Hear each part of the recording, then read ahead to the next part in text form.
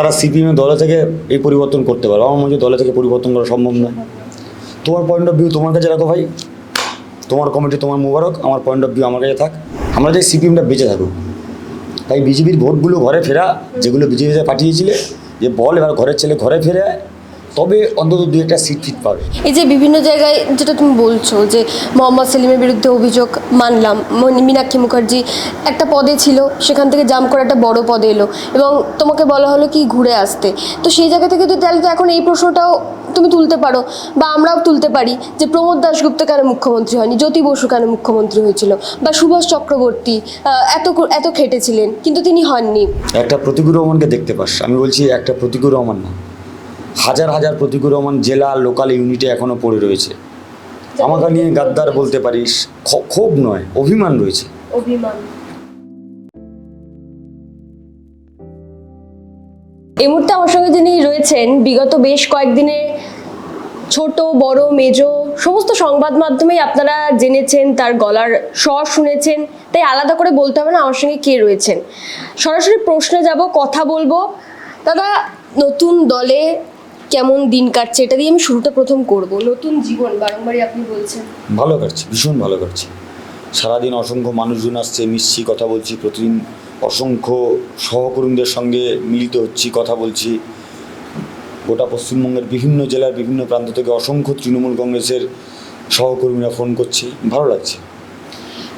এখানে আমি একটা জিনিস জিজ্ঞাসা করতে চাই, যেটা আমার ব্যক্তিগতভাবে মনে হয়, যে সময় আপনি সিপিএমে ছিলেন, মিছিলে মিটিংয়ে বক্তৃতা দিতেন, বা যদি বলি ব্রিগেডে বক্তৃতা দিতেন, যাই হোক না কেন, যে রবি দাস ওই বাঁকা হাতে আপনাদের বক্তৃতা শুনে হাততালি দিত, তার চোখের কোণ বেয়ে জল গড়িয়ে আসতো এবং কোথাও গিয়ে তারা আশা দেখতেন যে লাল ঝান্ডা হয়তো ফিরবে। আপনি বা আপনারা যারা এই তরুণ প্রজন্ম, তারাই তো আশা দেখালেন। যারা দিনে 300-400 টাকা রোজ করে, যারা দলকে ওয়ান ডে দেয়, এই রোজগারের পরেও 30-40 কিংবা 50 টাকা দেয়, কোথাও গিয়ে তাদের মন ভাঙলেন না তো? একদমই, আমার হয়তো মন ভেঙেছে তাদের, আর আমারও তো প্রশ্ন ছিল ওই রবিদাসদের নিয়ে। ওই রবিদাসের মতো অসংখ্য কর্মী যারা দিন মাথার ঘাম পায়ে ফেলে প্রতিদিন ব্রিগেডে নিজের পয়সা খরচা করে আসতো, সেই কর্মীদের আবেগকে সম্মান না দিয়ে শুধুমাত্র ব্যক্তি ইমেজকে বিল্ডিং করা, শুধুমাত্র ব্যক্তি আমিত্বকে স্ট্যান্ড করানো, কখনো ভেবেছেন রবিদাসদের কেমন হয়? প্রশ্ন করবেন না, শুধুমাত্র বুম আমার দিকে থাকবে, উল্টো দিকে থাকবে না। আমি যে প্রশ্ন করি, যে সমস্ত সংবাদ মাধ্যমে করেছি, প্রশ্নর উত্তর সবাই পেয়ে গেছে। আমি যে প্রশ্নগুলো তুলেছিলাম, যাদের নিয়ে তুলেছিলাম, একদম হ্যাঁ কি না জিজ্ঞেস করবে।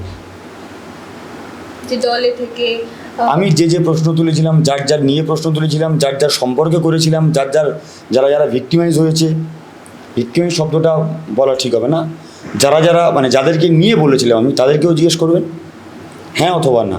প্রতীকুর রহমান ঠিক বলছে কি ভুল বলছে, হ্যাঁ অথবা নাতে উত্তর দাও। হ্যাঁ জানি অন ক্যামেরা হয়তো বলতে পারবে না, অফ ক্যামেরাতে জিজ্ঞেস করে দেখো।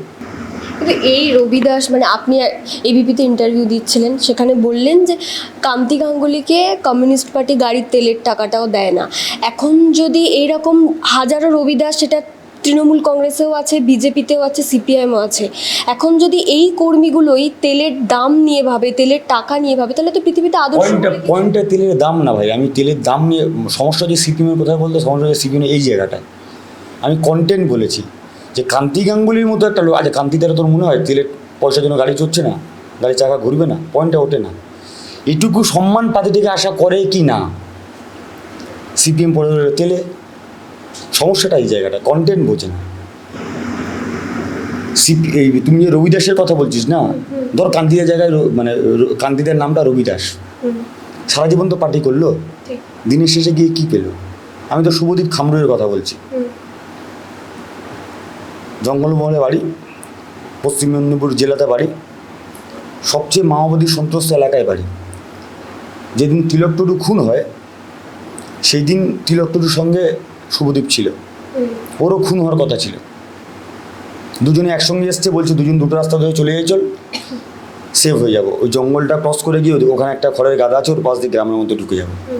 জঙ্গল ক্রস করে গেছে শুভদীপ খামরুই, খড়ের গাদার সামনে দাঁড়িয়ে আছে, হঠাৎ গুলির শব্দ শুনেছে, বুঝে গেছে স্পট শেষ। কিছুক্ষণ পরে গ্রামের লোকজনদেরকে নিয়ে এসে দেখছে শহীদ হয়ে পড়ে আছে। সেই শুভদীপ খামরুই কম বয়সে জোনাল কমিটি মেম্বার ছিল, সেই শুভদীপ খামরুই কম বয়সে এরিয়া কমিটির মেম্বার ছিল। আজকে গিয়ে দেখ শুভদীপ খামরুই এরিয়া কমিটির মেম্বারও নয়, পার্টির মেম্বারও নয়। কেন? কারণ শুভদীপ খামরুই প্রশ্ন করেছিল যে পার্টির টাকা কেন এলাকার নেতারা নিজেদের সম্পত্তি পকেট ভরাবে। সেই শুভদীপ খামরুই কোথায় না, মেরুদণ্ডে একটা সমস্যা হয়েছিল, সমস্যা নিয়ে পণ্ডিচেরিতে হসপিটালে ডাক্তার দেখাতে গেছিল, বিনা কারণে উইদাউট এনি নোটিশ এই প্রশ্নগুলো তুলেছিল বলে সমস্ত কিছু খারিজ করে দিয়েছে। আচ্ছা, সেদিন তো তিলকের জায়গায় শুভদীপের নামটা হতে পারতো। এখন শুভদীপ খামরুই জীবন্ত লাশ হয়ে পড়ে আছে। কোনো সিপিএমের নেতা, এলাকার নেতা, জেলার নেতা, রাজ্যের নেতা, ছাত্রের নেতা খোঁজ দিয়েছে? একটা প্রতীকুর রহমানকে দেখতে পাস? আমি বলছি একটা প্রতীকুর রহমান না, হাজার হাজার প্রতীকুর রহমান জেলা লোকাল ইউনিটে এখনও পড়ে রয়েছে। আমাকে নিয়ে গাদ্দার বলতে পারিস, ক্ষোভ নয়, অভিমান রয়েছে। অভিমান। যারা যে কাজ করেছে তাদের সেই কাজের একটা সময় তাদেরকে ব্যবহার করা হয়েছে, তারপরে যা স্টেপ ছুঁড়ে ফেলে দিয়েছে। তারা কি অপরাধ করেছে? সেটাই যদি আমি বলি, তাহলে এই যে বিভিন্ন জায়গায় যেটা তুমি বলছো যে মোহাম্মদ সেলিমের বিরুদ্ধে অভিযোগ, মানলাম মীনাক্ষী মুখার্জি একটা পদে ছিল, সেখান থেকে জাম্প করে একটা বড় পদে এলো এবং তোমাকে বলা হলো কি ঘুরে আসতে। তো সেই জায়গা থেকে তো তাহলে তো এখন এই প্রশ্নটাও তুমি তুলতে পারো বা আমরাও তুলতে পারি যে প্রমোদ দাশগুপ্ত কেন মুখ্যমন্ত্রী হয়নি, জ্যোতি বসু কেন মুখ্যমন্ত্রী হয়েছিল, বা সুভাষ চক্রবর্তী এত খেটেছিলেন কিন্তু তিনি হননি। এরকম হাজার 10টা তুই উদাহরণ দিতে পারিস। একদম। আর উল্টো দিকে এটাও তো যে মনিরুল হাসান কেন দল ছেড়েছে। তাহলে তোমার পয়েন্ট অফ ভিউ একরকম, আমার পয়েন্ট অফ ভিউ একরকম। তোমার মনে হচ্ছে যারা এখনও উল্টো দিকে আছে তাদের মনে হচ্ছে তারা সিপিএমের দলে থেকে এই পরিবর্তন করতে পারবে। আমার মনে হচ্ছে দলে থেকে পরিবর্তন করা সম্ভব নয়। তোমার পয়েন্ট অফ ভিউ তোমার কাছে রাখো ভাই, তোমার কমিটি তোমার মুবারক। আমার পয়েন্ট অফ ভিউ আমার কাছে থাক। রইল ঝোলা, চললো ভোলা, ভোলা বেরিয়ে এসছে, দ্যাটস ইট। শ্রেণী রাজনীতি থেকে সিপিএম সরে গেছে, এটা আমিও বিশ্বাস করি। আমি জানি না, আমি শ্রেণী রাজনীতিতে ফিরে এসেছি এটুকু বলতে পারি। কিন্তু এই যে ধরুন আমি এই প্রসঙ্গে যদি বলি যে তৃণমূল কংগ্রেসের যে অভিযোগ তুমি বলছিলে একনায়কতন্ত্র, তৃণমূল কংগ্রেসে তো সবচেয়ে বেশি একনায়কতন্ত্র যদি আমি বলি, কারণ এখানে তৃণমূল দলটা করেছিস? তৃণমূল দলটা করিনি, আমি যদি বাইরে থেকে দেখি। বাইরে থেকে, আচ্ছা কোনো জিনিস বাইরে থেকে দেখে জাজ করতে আছে, তাহলে ভেতরে ঢোকো। যে বা যারা বলছে তৃণমূল কংগ্রেসে একনায়কতন্ত্র আছে, তারা ভেতরে ঢুকেছে তৃণমূল কংগ্রেসে। মদন মিত্র হোক কিংবা শোভনদেব চট্টোপাধ্যায় যারা শুরুর দিক থেকে দল করেছে। মদনদার কোনো ভিডিও ফুটেজ আছে মদনদা বলে যে তৃণমূল কংগ্রেসে একনায়কতন্ত্র চলে? একটা ফুটেজ দেখা। কিন্তু আমি যেটা বলতে চাইছি, তুমি যখন কোট আন কোট তোমার শব্দ আমার মুখে ব্যবহার করাতে চাইছো, তাহলে বলো যে তৃণমূলের কোন নেতা বলেছে তৃণমূল কংগ্রেসে গণতন্ত্র নেই? আমি সিপিএমের 5টা নেতার নাম বলবো যারা আমার মতো সেম অভিযোগ তুলে দল থেকে বেরিয়ে এসছে, সেম অভিযোগ তুলে 5টা নেতার নাম বলবো, এবং সবাই রাজ্য কমিটির নেতা, সবাই জানে। তৃণমূল কংগ্রেসে 5টা নেতার নাম বল যারা এই অভিযোগ তুলে বাইরে এসছে যে তৃণমূল কংগ্রেসে গণতন্ত্র নেই, একটা নাম বল। তৃণমূল কংগ্রেসে কাজ করতে পারছে না বলে তো হুমায়ুন কবির দল ছেড়ে চলে গেল, যদি সদ্য আমি। হ্যাঁ, ও তো তারপর বিজেপিতেও গেছিলেন। হ্যাঁ, বিজেপিতেও গেছিলেন। প্রথমে কংগ্রেসে ছিলেন, তারপর তৃণমূল, তারপর বিজেপি, তারপর তৃণমূল, এখন নতুন দল। ভবিষ্যতে কোথাও আসতে পারে, ট্রেন্ডিংটা চলছে, যেতে পারে, নাও যেতে পারে। কিন্তু এই মদন মিত্র বা শোভনদেব চট্টোপাধ্যায় যারা 10 বছর ধরে মানে রক্ত জল করে খাটলো দলের জন্য, এখন অভিষেক বন্দ্যোপাধ্যায় সেকেন্ড ম্যান, যার হাত থেকে আপনি পতাকা নিলেন। এই পতাকা তো কুণাল ঘোষও দিতে পারতো, এই পতাকা তো মদন মিত্রও দিতে পারতো, কিন্তু অভিষেক বন্দ্যোপাধ্যায় বা কোথাও গিয়ে আপনাকে দলে নেওয়ার পিছনে অভিষেক বন্দ্যোপাধ্যায়। মানে প্রথম কথা হচ্ছে তোমরা তোমাদের দলে সেকেন্ড ইন কমন মীনাক্ষীকে ভাবতে পারো, তৃণমূল যদি তাদের দলে সেকেন্ড ইন কমন অভিষেক ব্যানার্জিকে নিয়ে ভাবে তাহলে সমস্যা। আরে ভাই, এটা তৃণমূলের বিষয়, আমরা সেকেন্ড ভাববো না ফার্স্ট ভাববো সেটা আমাদের দলের বিষয়। তোমাদের দলে ভাবো না তোমরা কাকে সেকেন্ড ভাবে কাকে ফার্স্ট ভাবে, সে তোমাদের বিষয়, তোমরা করো। আমাদের দল নিয়ে তোমাদের মাথা ব্যথা কেন? কী সমস্যা তোমাদের? ভাই আমি আমার দলটা নিয়ে আছি, আমি হ্যাপি। তোমরা তোমার দলটা নিয়ে থাকো, তুমিও হ্যাপি থাকো, দ্যাটস ইট। যার মানে যে অভিষেক বন্দ্যোপাধ্যায়ের থেকে আপনি পতাকা নিলেন, সেই অভিষেক বন্দ্যোপাধ্যায় তো মমতা বন্দ্যোপাধ্যায়ের মতন ওই মাঠে নেমে রাজনীতিটা করেননি, আপনার মতনও করেননি। এটা কে বলেছে? আমরা দেখেছি।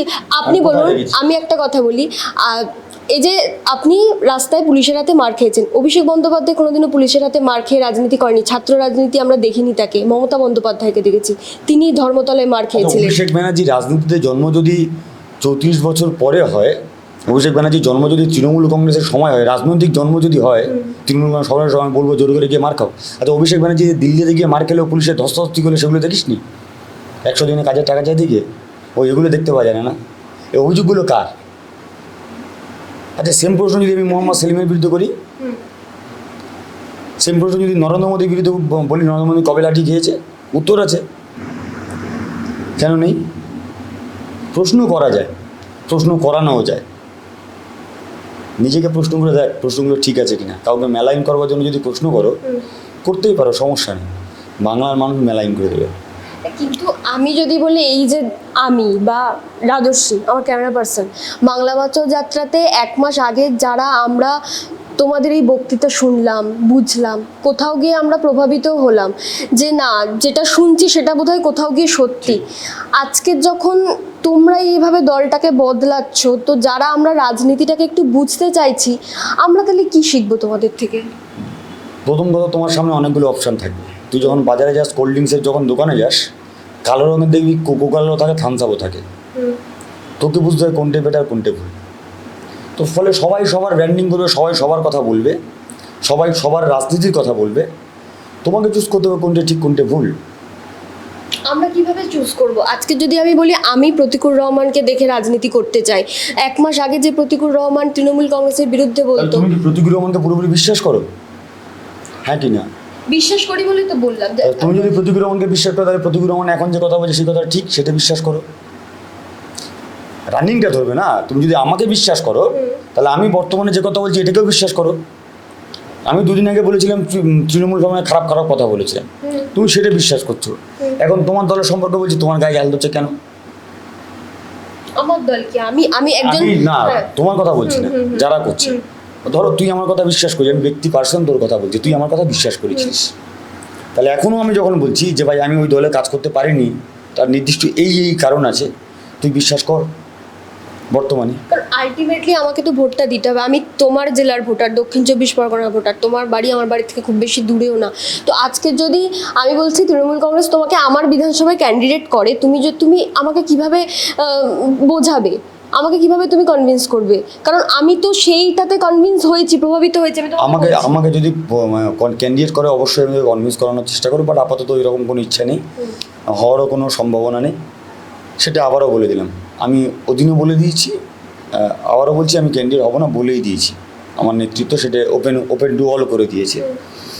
আজকে না, আগামী দিনে তো হতেই পারে। দেখ, পশ্চিমবঙ্গের ভারতবর্ষের মাটিতে বিজেপি শত্রু, এ নিয়ে কোনো ডাউট নেই। আমি বাংলা বাঁচাও যাত্রাতেও বলেছি। তাহলে বিজেপিকে আটকানোর জন্য সেদিনও বলেছি বিজেপি খারাপ, আজকেও বলছি বিজেপি খারাপ। তো বিজেপি বিরোধী যাকে তোর বেটার মনে হয় তাকে ভোট দিবি। তোর যদি মনে হয় তৃণমূল বিজেপিকে আটকাবে, তৃণমূলকে দেবো। তোর যদি মনে হয় অন্য কোনো রাজনৈতিক দল বিজেপিকে আটকাবে, তাকে দিবি। বাট তোর সামনে বেটার অপশান কি? বাংলা বাঁচাও যাত্রাতে প্রতিকুর রহমান বিজেপির বিরুদ্ধে বলেছে, তো বিজেপির বিরুদ্ধে বলেছে, তৃণমূলের বিরুদ্ধে বলেছে। হ্যাঁ, এখন আমি এসে সিপিএমের বিরুদ্ধে বলছি, বিজেপির বিরুদ্ধে বলছি, কমনটা কোনটি? বিজেপি। তাহলে বিজেপিকে আটকা, তারপরে কথা হবে। সিপিএম এর বিরুদ্ধে বলার মতন যে পরিমাণ তুমি তৃণমূলের বিরুদ্ধে বলেছো, বিজেপির বিরুদ্ধে বলেছো, সিপিএম এর বিরুদ্ধে কি বলার মতন তোমার কাছে সত্যি কিছু আছে? কেন নেই, অনেক কিছু আছে। দলের ভেতরের বিষয় ছাড়া অনেক কিছু আছে, কি নেই? যেমন প্রশ্ন করলে বলবো, যখন আসবে তখন বলবো। আচ্ছা ধরো একটা এক্সাম্পল দিচ্ছি, এই যে তৃণমূলকে বিজেপির সঙ্গে সেটিং বলে তো। আচ্ছা সেটিং কেন? তৃণমূল দুর্নীতিবাজ। দুর্নীতিবাজ কেন?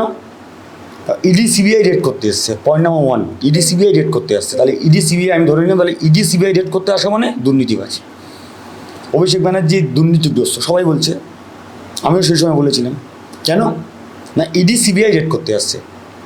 তাহলে তোমার যদি এজেন্ডা হয় ইডি সিবিআই কারোর বাড়িতে রেড করতে গেলে সে দুর্নীতিগ্রস্ত, তাহলে তোমাকে এটাও তো মানতে হয় কেরালায় বিজয়নের কাছেও ইডি সিবিআই রেড করেছে, কেরালায় একাধিক সিপিএম নেতা মন্ত্রীর বাড়িতে ইডি সিবিআই রেড করেছে। তারপরে তোমার পলিট ব্যুরো পার্টি স্টেটমেন্ট দিয়েছে যে সরকার এজেন্সিগুলোকে ব্যবহার করছে বিরোধীদের কণ্ঠস্বর দমনের জন্য। তাহলে তোমার ক্ষেত্রে যখন ইডি সিবিআই আসবে, তখন বিরোধীদের কণ্ঠস্বর দমন করছে। আর মমতা ব্যানার্জির বিরুদ্ধে যখন আসবে, অভিষেক ব্যানার্জির বিরুদ্ধে যখন আসবে, তখন তখন তুমি কী বলে দুর্নীতির কথা বলবে কেন? তখন তুমি অভিযোগ আর করবে না, তখন তুমি চোর এটা প্রমাণ করবে কেন? হয় দুটো নিয়ম আলাদা কেন? দ্বিচারিতা নয়, এটা প্রশ্ন করবে না। সময় যখন যাবে বলবো। আর প্রথম কথা যে আমি সিপিএমকে বলার কী আছে, কেন বলবো? আমরা চাই সিপিএমটা বেঁচে থাকুক। তাই বিজেপির ভোটগুলো ঘরে ফেরা, যেগুলো বিজেপিতে পাঠিয়েছিলে, যে বল এবার ঘরের ছেলে ঘরে ফেরে, তবে অন্তত 2-1টা সিট পাবে। যদি সিটে না করে খুব মুশকিল আছে। তুমি চাইছো সিপিএম টিকে থাকুক, বাট সিপিএম টিকে থাকুক বলাটা বল, সিপিএম দলটা থাকুক। সিপিএম দল তো আছে, আমি না থাকলেও থাকবে, কেউ না থাকলেও থাকবে। দল কি উঠে যাওয়া সহজ নাকি? আমার পয়েন্ট ওঠে না, আমার পয়েন্ট হচ্ছে ভাই তোমার যে ভোট তুমি রাতের অন্ধকারে বিজেপি দিকে পাঠিয়ে দিয়েছিলে সেগুলোকে ফেরত নিয়ে এসো। বিজেপি যেভাবে ঝোলা নিয়ে বেরোয়েছে আর তোমাদের নেতারা যেভাবে রাতের অন্ধকারে দাঙ্গাবাজের সঙ্গে মিটিং করছে, তাতে আরও ভোট ভেঙে বিজেপির দিকে যাচ্ছে। সেই ভোটগুলোকে আটকা নইলে মুশকিল আছে। কিন্তু এই যে আমি যদি বলি কলেজ যারা পাস করছে আমাদের মতো, যারা সদ্য কলেজ পাস করেছে, বা আমি যদি বলি রাজস্বী সবে সবে কলেজে পড়ছে, বা যারা কলেজে উঠছে, যারা রাজনীতি বুঝতে চাইছে, তারা তোমার এই সিদ্ধান্তের পর অনেকেই অনেক পোস্ট আমি দেখেছি। আমার একটা বন্ধু সে নিজেই তোমার আর সৃজনদার একটা ফটো পোস্ট করে বলছে রাজনীতি থেকে বিশ্বাসটা উঠে যাবে। এই যে এই সিদ্ধান্ত বা নীতি আদর্শের কথা, তোমার সঙ্গে আমার শেষ দিন যেদিন কথা হয়েছিল, যেদিনকে এই চিঠিটা লিক হয়, সেদিনকেও তুমি আমাকে বলেছিলে যে আমরা যারা মফস্বল থেকে উঠে আসি তাদের কাছে নীতি আদর্শ অনেক বড় বিষয়। তো নীতি আদর্শ কোথাও গিয়ে তোমরাই আমাদের বুঝিয়েছিলে যে তৃণমূলের নীতি আদর্শ নেই, তোমরাই বুঝিয়েছিলে। নীতি আদর্শটা কি বল? কি তুই যখন একটা দলকে যখন তুই বাইরে, ওই বললাম না, তুই যখন বাইরে থেকে জাজ করিস তখন অনেক কিছু জাজ করিস। রোদের সময় যখন তুই চড়া রোদে যখন সূর্য যখন মাথার উপরে থাকে তখন কালো চশমা দিয়ে যখন যাস তখন একটু কালো কালো লাগে, চোখটা একটু ঠান্ডা ঠান্ডা মনে হয়। যখন চশমাটা খুলিস তখন ওই প্রখর রোদে তোর চোখ ঝলসে দেয়। তো ফলে তুমি চশমা পরে, আমি সিপিএমের চশমা পরে আমি তৃণমূলকে দেখেছি, এখন চশমা খুলে তৃণমূলে এসেছি। তো তখনকার পয়েন্ট অফ ভিউ আর এখনকার পয়েন্ট অফ ভিউ এক হবে না। Point number 1। পয়েন্ট নাম্বার 2 হচ্ছে নীতি আদর্শের কথা বলা হচ্ছে। তো নীতি আদর্শ কি? কি নীতি আদর্শ কি বল? নীতি আদর্শ কি বইয়ের পাতায় লেখা ওই ছোটো ছোটো ছোটো কালো কালো শব্দ নাকি?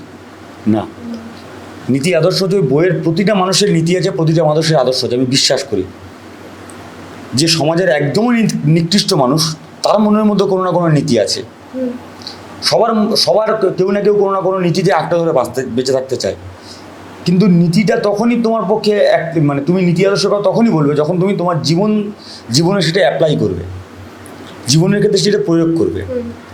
তুমি পড়লে মার্ক্সবাদ, তুমি পড়লে বামপন্থা, তুমি শ্রেণীর কথা বলবে, তুমি শ্রেণীর সংগ্রামের কথা বলবে, আর দিনের শেষে গিয়ে তুমি ওই শ্রেণীর কথা ভুলে যাবে, শ্রেণীর সংগ্রামের কথা ভুলে যাবে, রবিদাসদের কথা ভুলে যাবে। আর উল্টো থেকে দাঁড়িয়ে তৃণমূল কংগ্রেসে যারা বলে নীতি নেই, আমি বলেছিলাম নীতি নেই, নৈতিকতা নেই, বলেছিলাম না? অবশ্যই বলেছিলাম। এখন দেশে দেখছি তৃণমূলের নীতি কী? গরিব মানুষের কাজ করা। সমাজের শেষ প্রান্তে যে গরিব মানুষটা আছে সে তো সরকারি সাহায্য পাচ্ছে, কোনো না কোনো প্রকল্প পাচ্ছে। একটা বাড়িতে যদি 5 জন থাকে সরকারের কাজ কি? প্রকল্পটা স্বপ্ন যখন সরকারের কাজ কি বল? সরকারের কাজ বিশেষ করে মানুষকে তার কর্মসংস্থানের বিষয়টা ঠিক করা। কারণ ভাতাতে যে পরিমাণ টাকা দেওয়া হয়, সরকারের 2 রকম কাজ থাকে, একটা হচ্ছে ইমিডিয়েট আর একটা হচ্ছে লং টার্ম। ইমিডিয়েট কাজটা কি? ইমিডিয়েট কাজ হচ্ছে একটা মানুষ কষ্টের মধ্যে আছে, তাকে ইমিডিয়েট রিলিফ দাও, আর আস্তে আস্তে তাকে আরও বেটার পজিশনের দিকে নিয়ে যাও। আমার সরকার তো ইমিডিয়েট কাজ করছে। তো অসুবিধা হচ্ছে একটা বাড়িতে কম বেশি করে 5 জন থাকলে 5 জনে কেউ না কেউ কোনো না কোনো প্রকল্পের সুবিধা পায়। Point number 1। সেই বাড়িতে যখন সে হেঁটে আসে তার বাড়ির সামনে রাস্তাটা ঢালাই হয়ে গেছে, সে যখন জল নিতে যায় দেখে তার বাড়ির বারান্দার পাশে ট্যাপ কল এসছে অথবা কল চলে এসছে। কিন্তু এখনো অনেক মানুষ আছে, আমি যদি বলি রায়দিঘি, আমি যদি বলি পাথর প্রতিমা, তাদেরকে মাটির রাস্তায় হাঁটতে হয়। এই অভিযোগটা হয়তো দলের নেত্রী মমতা বন্দ্যোপাধ্যায়ের বিরুদ্ধে নয় বা অভিষেক বন্দ্যোপাধ্যায়ের বিরুদ্ধে নয়, এই অভিযোগ দলের নিচু তলার কর্মীর বিরুদ্ধে। হতে পারে এই অভিযোগ, আমি অস্বীকার করতেই পারি না, হতে পারে। তুই দেখেছিস, মানে তুই নিশ্চয়ই সেখানে গিয়েছিলিস, আমাদের পূর্ণ আস্থা আছে, গিয়েছিলি মানে নিশ্চয়ই তুই দেখেছিলিস। দেখ, এত বড় পশ্চিমবঙ্গ, সেই পশ্চিমবঙ্গের মধ্যে এরকম অনেক লোক আছে। অভিষেক ব্যানার্জি নিজেই বলেছে, আমি বিশ্বাস করি না সব দলে খারাপ মানুষ আছে, সব দলে ভালো মানুষ আছে, খারাপ মানুষ আছে। আমার কথা না, অভিষেক ব্যানার্জি, তুই সেদিন ছিলিস ওখানে, তুই নিজেই শুনেছিস, নিজেই বলেছে যে সব দলে ভালো মানুষ আছে, সব দলে খারাপ মানুষ আছে। আমাদের কাজ হচ্ছে খারাপ মানুষগুলোকে আস্তে আস্তে দূরে সরিয়ে রেখে ভালো মানুষগুলোকে সামনে নিয়ে আসা। হবে আস্তে আস্তে। ঠিক তো হতে পারে, তোর কথা ঠিক, এবং আমি হতে পারি না, তোর কথাই ঠিক ধরেই নিচ্ছি। হবে আস্তে আস্তে হবে। একটা বড় অংশের তো কাজ করার চেষ্টা করা হয়েছে। পশ্চিমবঙ্গের অধিকাংশ জায়গায় তো একটা কাজ হয়েছে, টর্চার করার কোনো জায়গা নেই, হয়েছে। কিন্তু আমি বলছি দাদা, এই পশ্চিমবঙ্গের লিগেসিতে বা রাজনীতিতে আমরা একটা বিধানচন্দ্র রায়কে দেখেছি, একটা জ্যোতি বসুকে দেখেছি, একটা মেঘনাথ শাহকে দেখেছি। তো তাদের তরুণ প্রজন্ম আমরা দেখছি যে তোমরা, সেটা সৃজন ভট্টাচার্য হোক, সেটা প্রতিকুর রহমান হোক, সেটা দীপশিতা ধর হোক, এই প্রতিকূল বা রহমান, তৃণমূলে অন্য কেউ হতে পারে। হ্যাঁ তৃণমূলেরও অন্য কেউ হতে পারে বা বিজেপিরও অন্য কেউ হতে প্রথমটা পারে। হচ্ছে একটা বামেদের, আমি যখন লেফটে ছিলাম বামেদের একটা পারসেপশন হচ্ছে ভাই আমরাই শুধু এলিট, আমরাই শুধু শিক্ষিত, আর সবাই যাতে সবাই অশিক্ষিত। ভাই আমি তৃণমূলে আসার পর থেকে প্রচুর শিক্ষিত করা ছাত্র ছাত্রী, পিএইচডি করা ছাত্রছাত্রী, তাদের সঙ্গে মিশেছি, আড্ডা মেরেছি, প্রচুর অধ্যাপক আছে যারা সমাজকে নিয়ে ভাবে। অবশ্যই আছে। আরে মহেশ্বতা দেবীর মতো লোক মমতা ব্যানার্জি সার্টিফিকেট দিয়ে গেছে, তুমি কে ভাই সার্টিফিকেট দেওয়ার? অমর্ত্য সেন সার্টিফিকেট দিয়েছে, তুমি কে ভাই সার্টিফিকেট দেওয়ার? তুমি বলে দিতে পারো সবাই অশিক্ষিত। না আমি পয়েন্ট হচ্ছে তোমার গায়ে লাগছে। আসলে সকল তোমার শ্রেণীর লোক যারা যারা গ্রামের খেটে খাওয়া গরিব মানুষ, তারা তৃণমূলের সঙ্গে আছে এবং তাদের সংখ্যাটাই বেশি, স্বাভাবিক এটি। তারা যখন তৃণমূলের সঙ্গে গায়ে লাগছে, হ্যাঁ সব অশিক্ষিতদের বাটি। না কিন্তু এই যে তোমাদের মতন তরুণ প্রজন্ম যাদের দেখে আমরা রাজনীতি শিখছিলাম, তাদের থেকে আমরা এখন কি শিখবো? কারণ তোমরাই মানে এটা আমাদের শেখাচ্ছ যে 1 মাস আগে অবধি যাদের বিরুদ্ধে কথা বলা যায় 1 মাস পরে তাদের পক্ষে কথা বলতে হয়। আচ্ছা তুই আমাদের তখন মিথ্যাবাদী মনে হবে তোমাকে। ঠিক একদম, তোর জাস্টিফাইড, তোর পয়েন্টটা জাস্টিফাইড। আচ্ছা সুভাষচন্দ্র বোস তো কংগ্রেস ছেড়েছিলেন, ফরওয়ার্ড ব্লক গঠন করেছিলেন, তারপরে আজাদিন বাহিনী গঠন করেছিলেন। একটা মানুষের জীবনে 3বার কন্ট্রাডিকশন হয়েছে, তুই কোন সুভাষকে নিবি? তুই তোর সুভাষকেই নিবি। তাহলে প্রতিটা মানুষের জীবনে কন্ট্রাডিকশান থাকে। কন্ট্রাডিকশান না হলে মানুষ ভাঙে না, মানুষ গড়ে না। সময় বলবে ওই মানুষটা ঠিক ছিল না বলছিল। একটা সময় বামপন্থীরা সবাই বলেনি, কেউ কেউ বলেছিল তোজোর কুকুর, সেটা সমস্ত বামপন্থীদের গায়ে দাঁড়িয়ে দেওয়া উচিত নয়।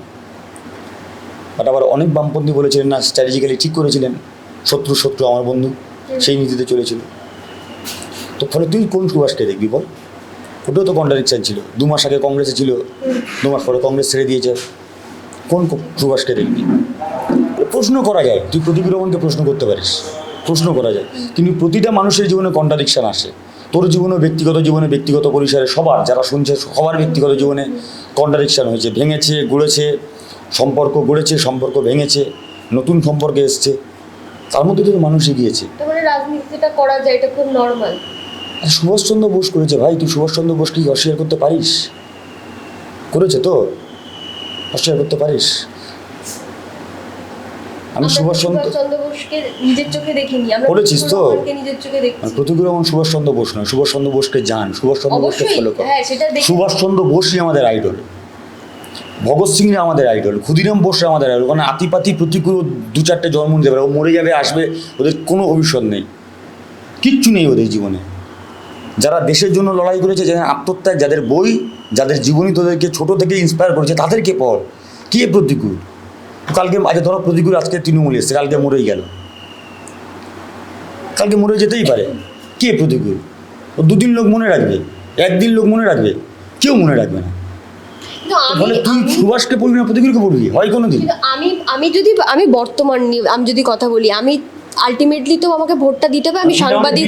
মানে তুই আমাকে হচ্ছে কি বলে দোষীর আসনে বসে গিলটি ফিল করেই যাবি, ফাঁসির সাজা তুই দিয়ে যাবি। ঠিক আছে আমি ফাঁসির সাজা নিলাম, কি বলতে হবে বল? ফিল করাতে চাই না, আমি তোমাকে বলতে চাইছি এটাই যে সাব্যস্ত করতেই চাস না, দোষী সাব্যস্ত করতে চাই না। আমি বলছি আলটিমেট আমাকে তো ভোটটা দিতে হবে, আমি সাংবাদিক হই যাই হই। একদম তোর নিজস্ব প্রথম কথা, যদি তুই প্রতিকূল দ্বারা প্রভাবিত হতে পারিস, কিন্তু আলটিমেটলি যখন তুই গিয়ে ইভিএমে গিয়ে বোতামটা টিপবি, আমি জানি তুই নিজের মনে চিন্তা করবি who is the better one, K better আমি জানি।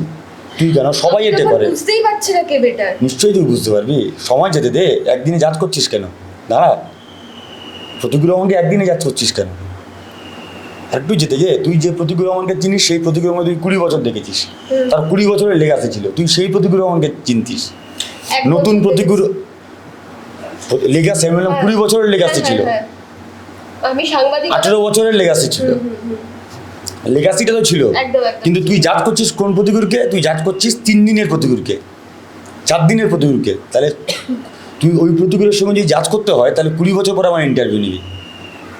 মানে এই প্রতিকূলের যদি তোর জার্নি মেলাতে হয়, সেটি মেলা না। তাহলে তোর যদি ওই প্রতিকূলকে জাজ করতে হয়, তাহলে 20 বছর পিছিয়ে যায়। যখন কলেজে আমি প্রথম ঢুকছি, তখনকার সঙ্গে এখনকার জাজ করলে মিলিয়ে যাবে অঙ্ক। এবং এই যে সোশ্যাল মিডিয়ায় 3-4 দিন ধরে অনেক ট্রোল তো হতে হচ্ছে, অনেক কিছু দেখছো। শুধুমাত্র ট্রোল না, অনেকে অনেক নিজের, যেটা আমি বললাম, এই যে আমাদের মতন প্রজন্মের যারা ছেলেমেয়েরা, তারা অনেক ক্ষোভ প্রকাশ করছে। তারা ক্ষোভের থেকে বড় কথা, প্রগতিশীল ছেলেমেয়েরা ক্ষোভ প্রকাশ করছে, আবার উল্টো দিকে দাঁড়িয়ে অভিমানও করছে, আবার উল্টো দিকে উল্লাসিত হচ্ছে। হ্যাঁ সেটাও হচ্ছে। তা দুটোই বল একসঙ্গে। সমাজের দুটো দিক আছে, একটা ভালো দিক আছে, একটা খারাপ দিক আছে। ভাই তোর মনে হয়েছে খারাপ, ওদের মনে হচ্ছে ভালো, সমাজে এটাই নিয়ম তো। কারণ এরা প্রতিকুর রহমানকে পেয়েছে, যে মানে সত্যি কথা বলতে গেলে এরা প্রতিকুর রহমানকে পেয়েছে, ওরা প্রতিকুর রহমান ছেড়েছে, এই তো সহজ বিষয়। তা তুমি ছাড়ো, আই ডোন্ট নো, তাদেরকে জিজ্ঞেস কর। বাট তুমি যখন কাউকে রিলিজ করো, অন্যজন তো সেটা নেবে, সেটাই তো স্বাভাবিক। কারণ প্রতিকুর রহমানকে দেখে এই যে আমি রবিদাসদের মতন অসংখ্য মানুষের কথা, যারা অসংখ্য রবিদাস আছে, তারা কোথাও গিয়ে একটা মাটির গন্ধ পেত, কোথাও গিয়ে এরকম অসংখ্য রবিদাস আছে যারা একটু কান খুলে নিঃশ্বাসও নিল। তোর কথা যদি তাই হয়, সেটাও তো হতে পারে। প্রতিকুর রহমান আসাতে সেটাও তো হতে পারে। যদি ওটা ঠিক হয়, এটাও ঠিক হবে, তাই না? যদি এটাই যদি কোনো দিন, যদি তৃণমূলের কোনো রবিদাস যদি আমার থেকে যদি দীর্ঘশ্বাস ফেলে, যদি আমাকে মনে মনে যদি কিস্তি মারে, তাহলে জানি প্রতিকুর রহমান মরেই গেছে। প্রতিকুর রহমান সত্তাটাই মরে গেছে, ও আর নেই। সেদিন জাজ করবে সে যে তুমি ঠিক করোনি, তুমি ভুল করেছো, তুমি অন্য পথে পরিচালিত হয়েছো। ফলে নীতি আদর্শ ভাই তোদের জন্য থাক, তোরা বই পড়। আমি যে নীতিতে বিশ্বাস করি, আমি যে বামপন্থা নীতিতে বিশ্বাস করি, সেটা আমার জন্য থাক। তোর বামপন্থা তোর কাছে থাক। ওদের দেখে মনে হচ্ছে ভাই, ওদের দেখে বোধহয় লিউসাজি বোধহয় how to be a good communist বইটা লিখেছিল। আর আমার দেখে ওরা শ্রেণীশত্রু মনে করে। ভাই আমি শ্রেণীশত্রু হয়ে থাকি, আমি শ্রেণীশত্রু হয়ে শ্রেণীর পাশেই থাকি। তোরা শ্রেণীমিত্র হয়ে ঠান্ডা ঘরে বসে বসে মিটিং কর। বামপন্থী হয়ে ডানপন্থী রাজনীতিতে এসে কি মানিয়ে নেওয়াটা সহজ হবে? আমি তো বামপন্থী হয়ে আছি এখন, তৃণমূলে কোনো সমস্যা নেই তো। আমি আবারও বলছি, তৃণমূলে আমার বামপন্থী সত্তা নিয়ে বেঁচে থাকতে কোনো সমস্যা হচ্ছে না। কেউ একবারের জন্য আমাকে বাধা দেয়নি। বরঞ্চ আমি এখানে এসে আমি তো জানতাম না, এখানে আসার পরে দেখছি আরে ভাই পুরো তো বামপন্থী মেন্টালিটি, পুরো বামপন্থী মেন্টালিটি। যেটা ওখানে নেই সেটা এখানে আছে। এখানে বরঞ্চ গরিব মানুষ আছে, এখানে অসংখ্য মানুষ আছে, গরিব মানুষ, যাদের সঙ্গে কথা বলা যায়, যাদের সুখ দুঃখে সঙ্গে থাকা যায়। তুমি মেহনতি মানুষের কথা বলবে, বলে তোমার পার্টির অভ্যন্তরে তুমি মধ্যবিত্তকে ভিড় করে রাখবে, তোমার পার্টির অংশকে শিক্ষিতর নাম করে মধ্যবিত্তের পার্টি তৈরি করবে, তোমার শ্রেণীর পার্টি। ভাই তোরা তোদের শ্রেণীর পার্টি কর, আমি শ্রেণীশত্রু হয়ে শ্রেণী মিত্রদের কাছে থাকি। যে কাছের বন্ধুদেরকে হারালেন, তাদের জন্য কোথাও গিয়ে নিজের ভেতরে কোনো কষ্ট ফিল হচ্ছে বা খারাপ লাগা আছে? যারা একদম আমার মেয়ে তো বড় হচ্ছে, মেয়ে আজ থেকে কয়েক বছর পরে মেয়েকে তো বিয়ে দিতে হবে। 20 বছর পর, 25 বছর পর মেয়ে যখন বিয়ের বয়স হবে, তখন মেয়েকে তো বিয়ে দিতে হবে। খারাপ লাগবে না? বিজ্ঞানের নিয়ম এটা। উল্টো দিকে জানি আমারও যেমন কষ্ট হচ্ছে, আমি জানি উল্টো দিক থেকেও তেমন কষ্ট হচ্ছে। হতে পারে আমি মারাও তো যেতে পারতাম, কষ্ট হতো। এটাই তো স্বাভাবিক, এটাই তো বিজ্ঞানের নিয়ম। আসে যাবে, যাবে আসবে, যাওয়া আসার মাঝখানে তো তুই আমি বেঁচে আছি। মারা যাওয়ার থেকে বোধহয় এই কষ্টটা তাদের কাছে বেশি। হতে পারে, হতে পারে, কিন্তু আমার কাছে হচ্ছে ধুকদে ধুকদে মরাচ্ছে, আমৃত্যু তলিয়ে যাচ্ছে, বিদ্রোহ করে মরে যাওয়া অনেক বেটার। দৃষ্টিভঙ্গির উপরে ডিপেন্ড করে বস, কে কীভাবে নিচ্ছে, কে কীভাবে দেখছে, তার উপরে ডিপেন্ড করে। ও যেভাবে দেখেছে ও সেইভাবে, ও সেই দৃষ্টিভঙ্গিতে ওর পার্টিকেও বিশ্লেষণ করছে। আমি যেভাবে ওর পার্টিকে দেখছিলাম আমি সেইভাবে বিশ্লেষণ করেছি। ওই জন্য বললাম না, সহজ কথায়, গাঁয়ের ভাষায়, দগ্ন ভাষায়, রইল ঝোলা চললো ভোলা। তোদের জন্য তোদের কমিটি মেম্বাররা, তোরা পার্টির মধ্যে লড়বি কি না লড়বি, কি কথা উচ্চারণ করবি কি না করবি, সেটা তোদের বিষয়। আবারও আমি বলছি, স্টিল নাও টুডে প্রতিকুর রহমান যে প্রশ্নগুলো তুলেছিল, সেই প্রশ্ন এখন গালাগালি দিয়ে নেই। রাগ আছে, 5 বছর পর হলেও প্রশ্ন করে দেখিস প্রতিকুর রহমান প্রশ্নগুলো ভুল তুলেছিল না ঠিক তুলেছিল। অসংখ্য হাজারো হাজারো প্রতিকুর রহমান এখনও তলায় পড়ে আছে, যারা পড়ছে, মার খাচ্ছে, তাদের দিকে তাকিয়ে দেয়। আমি তো গোটা রাজ্য ঘুরেছি, তুই নিশ্চয়ই সেটা জানিস, এসে ব্যবসা প্রতিদিন দেখেছিস। গোটা রাজ্যে কম বেশি সংগঠনের অভ্যন্তরে, কম বেশি সব জেলাতে, প্রায় সমস্ত লোকাল কমিটিতে ডাইরেক্ট কেউ না কেউ আমার সঙ্গে কথা বলতো, সমস্যার কথা বলতো, সুখে দুঃখের কথা বলতো, একসঙ্গে বিড়ি খেয়েছে, আড্ডা মেরেছে, একই বাড়িতে থেকেছি। আমি আবারও বলছি, আমি জানি অসংখ্য প্রতিকুর রহমানরা এখন ওই পার্টিকে ভালোবাসে, তারা আছে। তাদেরকে ফিরিয়ান পার্টিটা হয়তো বাঁচতে পারে। যদি না ফেরাস, যদি ওই সো কল্ড পিয়ারের লোকদের সামনে রাখতে চাও, তাহলে আবারও কোনো প্রতিকুর রহমান কেউ না কেউ হয়তো বিদ্রোহ করতে পারে, আমি জানি না করবে কি না। আবারও কেউ মাথা উঁচু করে দাঁড়াতে পারে, চোখ রেখে প্রশ্ন করতে পারে, আবারও তোদের হয়তো নতুন করে শ্রেণীশত্রু আখ্যা দিতে হবে। এখন পার্টির মধ্যে প্রতিক্রিয়া এফেক্ট চলছে, খোঁজ নিয়ে দেখ। যে জেলাতে জেলাতে যাদের সঙ্গে সমস্যা হয়েছিল সবার সঙ্গে পার্টি দেখে কথা বলছে। আমার সঙ্গে যে পার্টির নেতা 3 মাস আগে একবারও ডেকে কথা বলেনি বিরোধী পক্ষ হওয়ার জন্য, এখন সেই পার্টির নেতা বিরোধী গোষ্ঠীর লোকজন এলে ভালো আছিস, চা খাবি, প্রতিকূল এফেক্ট, ভালো লাগছে। প্রতিকূল রহমান হয়তো মরে গেছে, তোদের কাছে মরে গেছে, বা তোদের মতো অসংখ্য প্রতিকূল রহমানকে বোধহয় কোনো রকমভাবে একটু নিঃশ্বাস দিয়ে গেছে, বাঁচিয়ে দিয়ে গেছে, তোদের কথা শোনা হবে। তা এগুলোতে তো অনেকে মনে হতে পারে যে প্রতিকূল রহমান তৃণমূলে যাওয়ার পরে এই কথাগুলো বলে আসলে কমিউনিস্ট পার্টিকে ভাঙাতে ভাবতেই চাইছে। পারে ভাই, আমি ভাঙাতেই পারি। কমিউনিস্ট পার্টি এত সহজ নাকি? ঠুনকো জিনিস ভাঙানো যায়? তাহলে কি শিখিয়েছিস আমাকে? কমিউনিস্ট পার্টি যদি এত সহজ জিনিস হতো, তোমার রাতারাতি একটা বড় পার্সেন্টেজ ভোট বিজেপিতে শিফট হয়ে গেল, তখন প্রশ্ন করবে না তোমার প্রতিকূল তোমার পার্টিতেই ছিল, আটকে রাখতে পারলে না কেন রে ভাই? রাতারাতি গোটা ভোটটা বিজেপিতে কী করে চলে গেল? তোমার যত ভোট কমেছে তত ভোট বিজেপিতে বেড়েছে। না কংগ্রেসে গেছে, না নোটাতে গেছে, না এসইউসিআই গেছে, না অন্য কোনো রাজনৈতিক দলে গেছে। কী করে গেল? আটকাতে পেরেছিস? কমিউনিস্ট পার্টি ঠুনকো নাকি? ভাঙা যায়? প্রশ্ন করবি না? অপ্রিয় প্রশ্ন, সিলেবাসের বাইরে? আচ্ছা ঠিক আছে, তুই কি স্ক্রিপ্ট করে নিয়ে এসছিস নাকি? কেউ দিয়েছে তোকে স্ক্রিপ্ট? একদমই না, এই দেখা না, কোনো স্ক্রিপ্ট না, আপনার তো ফোন খোলা থাকতো, নেই হাতে কাগজ থাকতো। স্ক্রিপ্ট নেই? ও আচ্ছা ঠিক আছে। যখন সিপিএম হয়ে ব্যাটিং করতাম তখন স্ক্রিপ্ট ছিল না, তৃণমূলের ব্যাটিং করছে স্ক্রিপ্ট মনে হচ্ছে। বাহ, ভালো, এই স্ক্রিপ্ট থাকবে সবসময়। অনেকেই বলছে যে এখন যেগুলো বলছো সেগুলো স্ক্রিপ্টেড। অবশ্যই, তো তুই তো প্রশ্নগুলো আমাকে পাঠিয়েছিলিস, পাঠাসনি? তোর কাছে কোনো স্ক্রিপ্ট নেই? কী উত্তর দেবো, কী কী প্রশ্ন করতে হয় বলে দিইনি? আমি আশা করবো এগুলো তুই দেখাবি। অবশ্যই। कुछ तो लोग कहेंगे, लोगों का काम है कहना। এর বেশি কিছু বলার নেই।